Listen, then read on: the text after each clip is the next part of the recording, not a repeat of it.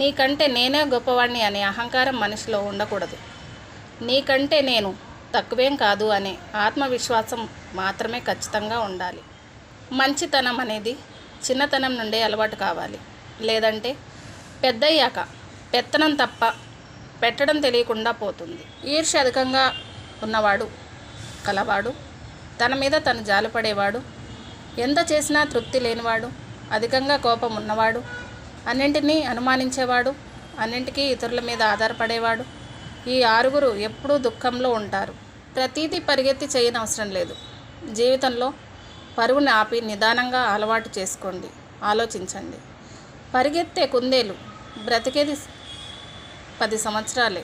నిదానంగా సాగే తాబేలు ఆయుష్ మాత్రం 100 ఏళ్ళు. అందం నడవడికలో ఉంటుంది, కానీ ఆడంబరంలో కాదు.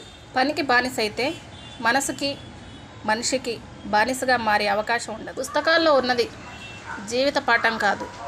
సినిమాల్లో ఉన్న ప్రేమ నిజ జీవితంలో ఉండదు. ఒక్క పాటలోనో చిటికలోనో మారే జీవితాలు కాదు.